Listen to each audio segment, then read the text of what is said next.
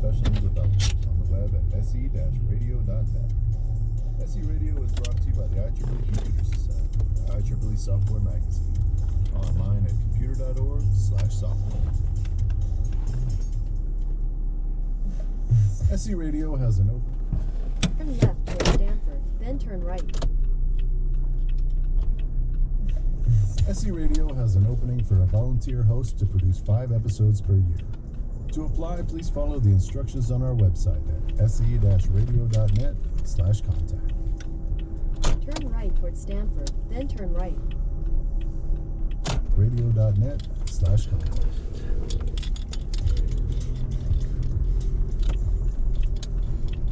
Welcome to Software Engineering Radio. This is Philip Winston. My guest today is Catherine Nelson. Catherine is a freelance data scientist and the author of 2 Turn right toward Stanford, then turn right. freelance data scientist and the author of 2 O'Reilly books. This year's Software Engineering. Turn right toward Stanford, then turn left onto Stanford. Head southeast, then turn right. Turn left onto Stanford.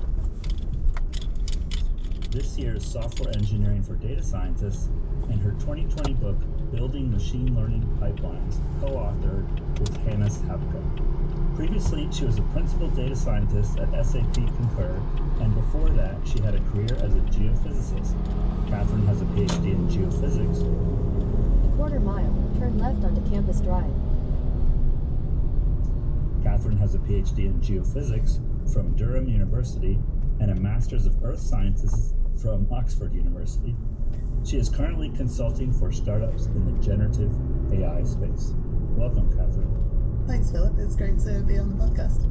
Today, we're going to discuss the role of the data scientist and how this role can overlap with or intersect software engineering. Let's start with, what is a data scientist? That's such a great question, because what a data scientist is depends on where you work. At some companies, it can be more in the data analytics space, and at others, it can mean that you're spending all your time training machine learning models. But overall, I'd say being a data scientist involves translating business problems into data problems, solving them where possible, and then sometimes building machine learning powered features.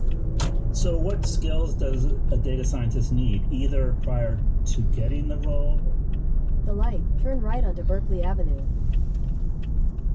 Need either prior to getting the role, or what skills do they need to develop to be good at the role? They need to have skills for working with data, so those would include a knowledge of statistics. Half a mile, turn right at Anteater Drive. So those would include a knowledge of statistics, a knowledge of coding to be able to manipulate the data, take courses in basic machine learning, learn about the algorithms that make up machine learning, data visualization, sometimes storytelling with data, how to weave those data visualizations together to a coherent whole. A lot of data scientists will take courses on data ethics, data privacy, because sometimes that is part of the data scientist's job as well. It's a real mixed bag. It seems like data scientists need perhaps more domain knowledge or business knowledge than some engineering roles. Why do you think this is? I'd say that's right. I think it's because you're translating the problems from a business problem to a data problem. So you might be tasked to answer a problem such as, why are our customers churning? Why do some customers leave the business?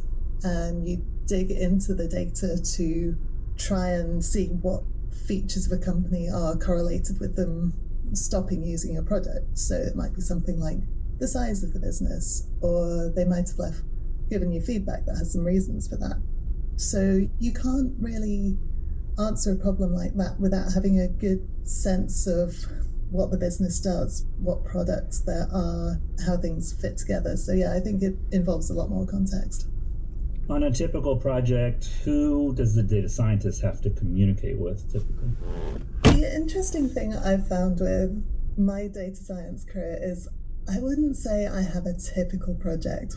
So I've done some projects where it's been extremely exploratory. It's been like we might be considering creating a new feature for the product. Is this even possible? It's really blue sky. And then there's other projects I've worked on where it's been towards the production end of things, deploying new models into production.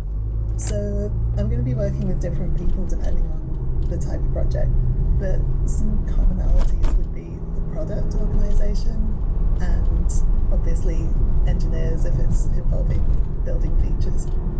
For most of the episode, we're going to be talking about machine learning and AI, but as I understand it, there's more to do. At the light, turn right, then you will arrive at your destination. AI, but as I understand it, there's more to data science than just these two fields. Can you give me an example of a problem you solved or a solution you came up with in data science that didn't involve ML or AI? Actually, You have arrived. Involve ML or AI? Actually, the example that I just mentioned, looking at why customers might leave a business, that involved no machine learning at all. It was a predictive modeling problem, but I didn't use a machine learning solution. So the projects that are more around answering questions versus building features are the ones where there's a lower level of machine learning AI usage and more statistics or data visualization or general data analysis skills. I want to mention two past episodes related to data science. There's episode 315, Jeroen Janssens on tools for data science. That was in 2018. And episode 286, Katie Malone, Intro to Machine Learning, 2017. Katie Malone is a data scientist. So now let's move into talking about machine learning and AI. To start with, what is the difference between these two fields? And in my research, I think I've seen the term AI has been evolving a lot. So I'm wondering what definitions you use.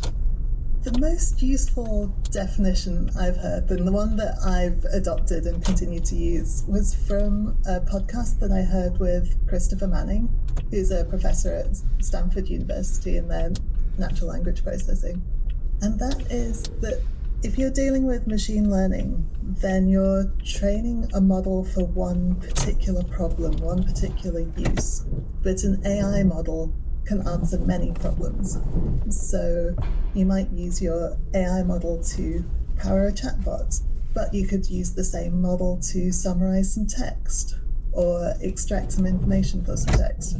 Whereas in classical, traditional machine learning, if you wanted to have a model that extracted some information from some text, you go and collect a data set